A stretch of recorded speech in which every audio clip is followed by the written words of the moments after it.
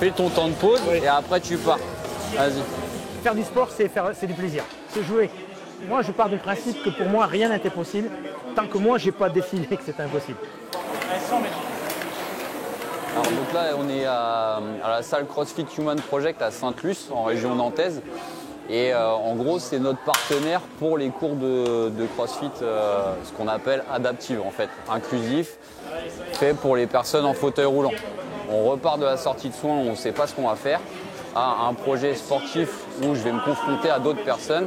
Et pour l'estime de soi, c'est hyper important. N'ayant pas d'abdos, tu peux pas aller chercher le tirage vertical. Dès que tu n'as pas des abdos, tu es obligé de t'incliner pour que la barre passe. Moi, avant, j'étais sportive, avant mon accident, quand j'étais valide.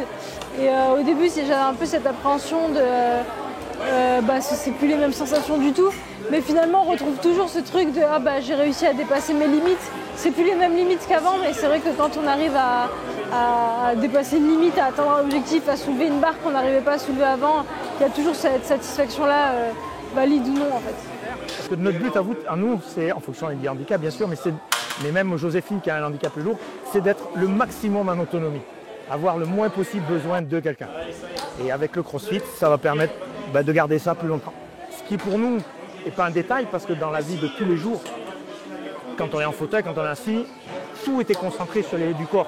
Donc plus le saut de corps sera résistant et fort, ça va servir, on fait tomber un truc un peu lourd, mais plutôt que de demander à quelqu'un, on va arriver à le prendre tout seul. Voilà, moi, un truc tout bête, quand je fais mes pattes, j'ai l'évier et la gazinière. Je peux remplir la casserole d'eau, même si elle fait 3 litres, et je vais la prendre sans problème pour l'amener là. Tous les exercices peuvent être adaptables, ça oui.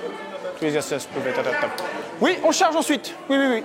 Alors bien évidemment, on ne va pas leur demander, il y a des exercices dans le CrossFit qui deviennent de plus en plus ardus de marcher sur les mains. Bien entendu, non. Mais en revanche, il y a des exercices on va leur demander de venir marcher un tout petit peu en soulevant les hanches, juste par rapport à décoller. Voilà, c'est ce qui va s'assimiler ici. En fait, leurs bras sont devenus leurs jambes et on peut faire du sport certes, mais on ne peut pas le faire n'importe comment parce qu'une blessure chez eux va avoir un impact hyper important pour la vie quotidienne en fait. C'est-à-dire que s'il y a une tendinite qui arrive, ça veut dire arrêt du sport, déconditionnement physique. Donc tout ce qu'on a mis du temps à gagner, on va le reperdre beaucoup plus vite en fait. Il ne faut pas faire n'importe quoi avec n'importe qui. Il faut se faire bien entourer par des vrais coachs avec une vraie formation. Et écouter le coach. Le coach, il sait. Celui qui a été formé, il sait.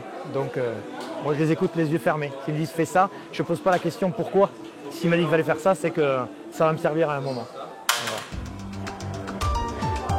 Acti.fr